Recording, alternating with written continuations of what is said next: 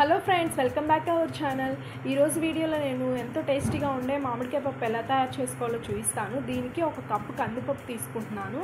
ఈ కందిపప్పు తీసుకొని స్టవ్ ఆన్ చేసుకొని లైట్గా ఫ్రై చేసుకుంటున్నానండి. ఇలా ఫ్రై అయితే ఏంటంటే కందిపప్పు స్మెల్ చాలా బాగుంటుంది, ఇంకా చాలా టేస్టీగా ఉంటుంది. అందుకని చెప్పి నేను చాలా లో ఫ్లేమ్లో పెట్టుకొని ఈ కందిపప్పుని ఇలా ఫ్రై చేసుకుంటున్నాను. మీకు ఇష్టమైతే చేసుకోండి, లేదంటే లేదు. తర్వాత దించేసేసి ఆ వాటర్ పోసుకొని మొత్తం శుభ్రం చేసుకొని దాంట్లో పసుపు, కట్ చేసి పెట్టుకున్న ఉల్లిపాయలు, కట్ చేసి పెట్టుకున్న టమోటాలు, 2 పచ్చిమిర్చి చీలికలు, మామిడికాయ ముక్కలు కట్ చేసి పెట్టుకున్నానండి. అవి వేసుకుంటున్నాను. తొక్కుతోనే వేసుకుంటున్నాను. మీకు ఇష్టం లేకపోతే దాన్ని మామూలుగా అయినా వేసుకోవచ్చు. ఇదంతా కలుపుకొని ఒక 2 గ్లాసులు వాటర్ యాడ్ చేసుకొని స్టవ్ మీద పెట్టుకొని ఉడికించుకుంటున్నాను. ఇలా మెత్తగా ఉడికించుకోవాలి పప్పు.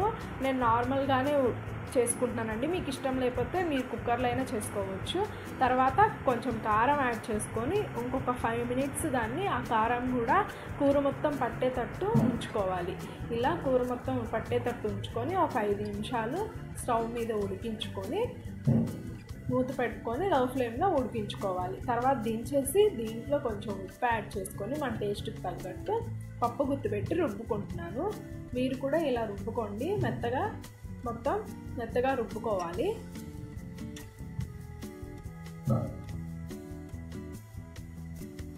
చూసారా, ఇలా మెత్తగా రుబ్బుకొని స్టవ్ ఆన్ చేసుకొని ఇంకొక ప్యాన్ పెట్టుకొని కొంచెం ఆయిల్ యాడ్ చేసుకొని దీంట్లో ఆయిల్ హీట్ అయ్యాక తాలింపు దినుసులు వేసుకోవాలి.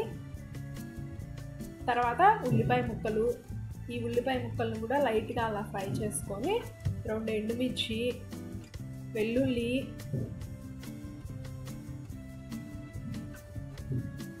కరివేపాకు, పుదీనా, కొత్తిమీర కూడా వేసుకొని ఇది మొత్తం చక్కగా ఫ్రై చేసుకోవాలి తాలింపుని.